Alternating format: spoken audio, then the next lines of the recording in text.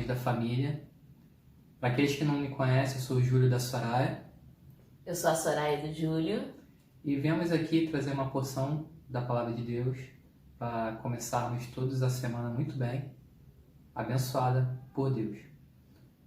Vamos começar com uma oração para que Deus venha sobre nossa casa, sobre nossa família e abençoe nossa semana.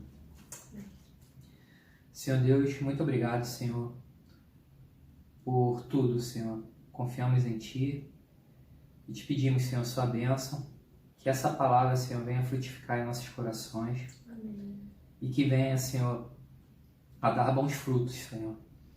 Te pedimos sua bênção, nos consagre, Senhor, nos dê a alegria de estar contigo, Pai. Em nome de Jesus, te agradecemos. Amém. Amém. O texto base que nós trouxemos para esse momento, ele está lá para essa reflexão, ele está lá em 1 Samuel, capítulo 30. E ele fala assim: Sucedeu, pois, que chegando Davi e seus homens ao terceiro dia a Ziclague, já os amalequitas tinham dado com ímpeto contra o sul e Ziclague. E a esta, ferido e queimado, tinham levado cativas as mulheres que lá se achavam, porém a nem mataram, nem pequenos nem grandes, tão somente os levaram consigo, e foram no seu caminho. Davi e seus homens vieram à cidade, e ei-la queimada, e as suas mulheres, seus filhos e suas filhas eram levados cativos. Então Davi e o povo que se achava com eles ergueram a voz e choraram, até não terem mais forças para chorar. Também as duas mulheres de Davi foram levadas cativas. Davi muito se angustiou, pois o povo falava de apedrejá-lo, porque todos estavam em amargura, cada um por causa dos seus filhos e de suas filhas. Porém Davi se reanimou no Senhor. Versículo 8. Então consultou Davi ao Senhor, dizendo: Perseguirei eu o bando? Alcançá-lo-ei? Respondeu o Senhor: Persegue-o, porque de fato o alcançarás, e tudo libertarás. Amém? Amém. Então, nesse texto que nós lemos, ele mostra, Davi retornando, para as terras dele, para essa cidade, que onde estavam suas famílias, família dele, dos homens que estavam com ele. E quando eles voltaram para essa cidade, o que eles encontraram, o cenário que eles encontraram foi um cenário de total destruição. A cidade, ela tinha sido atacada, tinha sido invadida, tinha sido destruída, queimada.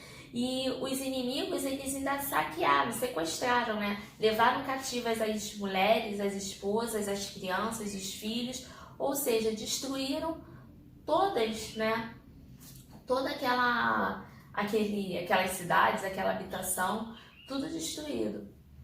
E aí, Davi, quando voltou, regressou para casa, que ele viu aquele cenário juntamente com os homens, um cenário totalmente de destruição, ele caiu em profunda amargura. Eu imagino o desespero de Davi, a tristeza de Davi, voltando e tendo uma surpresa como essa, algo que ele não imagina, e não imaginava.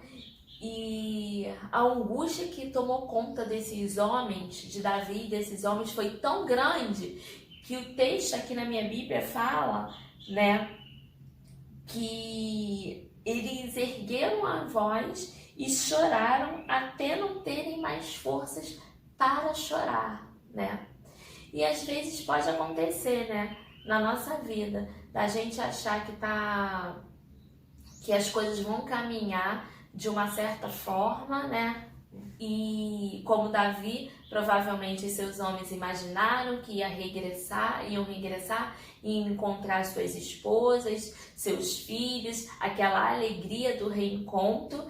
E aí, quando ele voltou, o cenário foi totalmente oposto do que ele imaginou, E isso trouxe grande peso, grande tristeza, né, para o coração de Davi, né, e de seus homens, ao ponto dele chorar, né, até não ter mais forças, né? Eu não sei, né, quantos de vocês, quem aqui já passou por uma situação dessa, né, de você chorar tanto, esse choro, né, que a gente não tem mais forças, que acaba com as nossas forças, é quando a gente não vê mais a solução, a gente não sabe mais o que fazer, né? A gente, naquela circunstância, naquela situação, a gente já está totalmente perdido, né? Sem direção, né? Sem enxergar uma solução, né? E foi isso que aconteceu com Davi e com seus homens, né? E uma coisa assim que eu acho lindo em Davi, que Davi ele era um valente, ele era um guerreiro, né? Ele era um homem que não se acovardava, ele era um homem ousado, batalhador, né? Um homem de batalha, de guerras, né? Mas nos momentos em que havia sofrimento na vida dele, havia dor, havia tristeza, havia preocupação, ele não se escondia, né? Ele era um homem que não escondia, não camuflava os seus sentimentos, né? Ele se quebrantava, né? Ele, mesmo ele sendo um líder, né? Ele não tinha medo, né, de se expor, né? E assim também, né? Eu entendo que pra gente enfrentar as situações, né? A gente não precisa, a gente não pode ter o medo, né, de reconhecer as nossas fraquezas, de reconhecer as nossas limitações, né, de demonstrar, né, a nossa fragilidade, de demonstrar que naquele momento a gente não sabe o que fazer, né, e buscarmos no Senhor, né. E aí nós chegamos aqui no versículo que eu acho mais lindo, né, de toda essa passagem bíblica, que é quando ele fala lá no finalzinho do versículo 6, que Davi se reanimou no Senhor, no seu Deus, né? Então, assim, em momentos da nossa vida em que a gente já perde as forças, que a gente não sabe mais o que fazer, que a gente não sabe mais o que agir, né? Como agir, né? Que a gente já imagina que já está tudo perdido, né? Como naquele cenário que já era de total destruição, né? A gente não pode esquecer, né, que a gente tem a quem a gente recorrer, que a gente tem a quem se refugiar, a gente tem quem nos reanimarmos, né? Que é no Senhor, né? Como Davi fez, né? E a partir, depois que passou esse momento de choro, de desespero, de tristeza, e Davi buscou se reanimar no Senhor, né? E aí a gente pode perceber toda uma reviravolta nesse contexto aqui que Davi estava passando junto com os seus homens, né? A gente não pode esquecer nunca que a gente tem uma fonte, né? Que nos momentos em que a gente está lá embaixo, que a gente está arrasado, que a gente não enxerga mais uma solução, mas a gente tem um Deus que a gente pode recorrer, Ele pode segurar nas nossas mãos e nos erguer, nos colocar de pé, nos levantar, nos reanimar, para que a gente possa tomar as decisões que nós precisamos tomar para prosseguir, né? E o que esse texto me ensina muito também, né, é que Davi, sempre nos momentos de crise, de conflitos na família, né, quando há um problema muito grande na família, a gente fica, né, buscando os culpados, né? Como aqui, Davi já estava passando por essa situação horrorosa, difícil, complicada. E aí, os homens ali já estava destruído. E os homens ali naquele contexto, né, começaram a acusar Davi, né? Falando que ia apedrejar, que aquilo tudo estava acontecendo por conta de Davi, que Davi era o culpado, né? E às vezes acontece também com a gente, né? Quando a gente passa por um grande problema, ao invés da gente agir para solucionar aquilo, a gente fica procurando o culpado, procurando entender o que é que aconteceu, joga muitas vezes a culpa em cima do outro, que também está passando pelo mesmo sofrimento, né? Como Davi estava passando pelo mesmo sofrimento que eles, estava sofrendo a mesma coisa que eles, né? E eles lá procurando acusar Davi, né? E ao invés de procurarem a solução, né, criaram um outro problema ainda para cima, para Davi, né? Que já estava sofrendo, ainda veio ainda o povo trazer mais preocupação, mais angústia, mais carga para cima de Davi, né? Porém, Davi não teve a mesma postura depois que o Senhor o fortaleceu, né? Depois que o Senhor o reanimou, Davi teve fôlego para buscar discernimento, para buscar como agir. E aí a palavra de Deus fala assim, né? Então, no versículo 8, então consultou Davi ao Senhor, dizendo: perseguirei eu o bando, alcançá-lo-ei? Quer dizer, Davi foi buscar no Senhor, né? O que deveria fazer nessa situação? O que eu devo fazer? Como que eu devo proceder? Eu vou atrás desse bando, né? Ou eu fico aqui chorando, me lamentando, discuto com esse povo, falo para eles que eu não tenho culpa nisso que está acontecendo, né? Mas não, a postura de Davi foi lá, buscar no Senhor, né, a decisão, né? Muitas vezes, quando nós não sabemos o que fazer, como proceder, né, o caminho é esse, né? Senhor, como eu procedo nessa situação? O que eu devo fazer? Eu não sei como agir. Às vezes a gente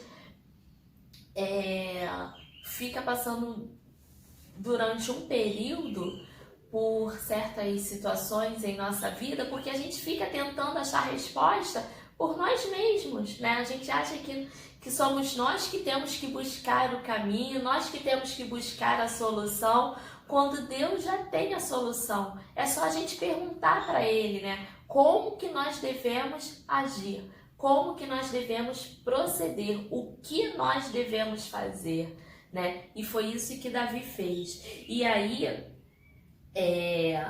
o Senhor responde a Davi. Fala assim, no finalzinho do versículo 8. Respondeu o Senhor: persegue-o, porque de fato o alcançarás e tudo libertarás. Quer dizer, o Senhor disse a Davi como ele deve agir. Não, você vai lá e você vai perseguir, né? Você vai alcançar e você vai resgatar as esposas, as crianças, o que você perdeu, tudo libertarás. Amém. Né? Então foi a palavra que o Senhor deu a Davi e o que o Senhor dá para nós também, né, nessa manhã. Eu não sei, né, o que o inimigo tem tentado roubar das nossas famílias, né? O que o inimigo tem tentado tirar de nós, né? Mas o Senhor, Ele nos fala: vai lá, persegue, vai atrás, não aceite, lute por isso, porque você vai conquistar novamente, você vai resgatar, você vai salvar, debaixo da autoridade do Senhor,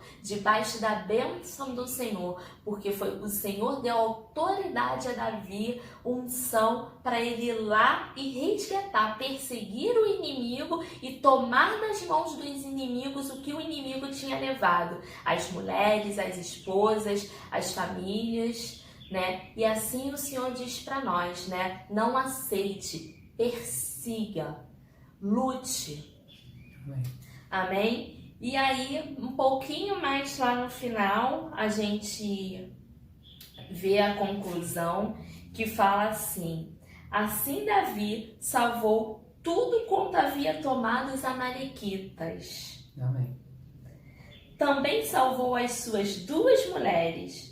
Não lhes faltou coisa alguma, nem pequena nem grande, nem os filhos nem as filhas, nem os despojos, nada do que lhe haviam tomado, tudo Davi tornou a trazer. Aleluia. Amém. E assim também, irmãos, tomem posse dessa palavra, que tudo que o inimigo tem tomado, tudo que ele está tentando tomar, o Senhor te entrega de volta. Não aceite. Vá atrás, tome de volta, resgate a sua família, resgate seus filhos, resgate seu casamento. Tome de volta, assim, a unção da sua família, o ministério da sua família. Tome de volta a paz do seu lar, a alegria do seu lar. Tome de volta tudo que o inimigo tem tentado roubar, porque é seu. O Senhor te dá essa autoridade de você resgatar no nome do Senhor. Ele nos chama para isso. Amém? Amém. Família é um projeto de Deus, né? E a gente, nesse contexto aqui, ainda tem um detalhe importante, que no capítulo anterior, capítulo 29, né? Aconteceu uma coisa que Davi, ele iria para outra guerra junto com os filisteus. Depois, se tiver um tempo, dê uma estudada. Só que os filisteus não vai com a gente não. Vai lá para sua casa. Ele encontrou todo aquele cenário. Eu não sei se você tem planos, né? E nesse sentido, e que foi frustrado, mas Deus sabe o melhor para você, entendeu? Mesmo dando errado, Deus cuida, entendeu? E é isso, Deus é conosco. E agora, a parte do desafio, né, para as famílias. Aqui na nossa família, a gente tem a prática, a gente tem um versículo, que é o versículo da nossa família. Sempre nos momentos, né, de comunhão com Deus em família, que a gente compartilha em família, a gente sempre declara esse versículo, né, pra gente encerrar, pra gente finalizar. Nos momentos que a nossa família ora juntas, de devocionais, culto doméstico, né, e ele tá lá em Isaías 61, 9, né, ele fala assim: a sua posteridade será conhecida entre as nações, os seus descendentes no meio dos povos. E a gente sempre declara esse finalzinho: todos quantos virem os reconhecerão como família bendita do Senhor. Esse é o versículo da nossa família, né? E o nosso desafio é esse, que vocês estejam procurando, né, na Bíblia um versículo para ser o versículo da família de vocês. Amém? Se a família de vocês já tem, né, compartilha com a gente. E vocês que vão procurar, depois compartilha também qual é o versículo da família de vocês. Amém? Que Deus te abençoe. Até a próxima.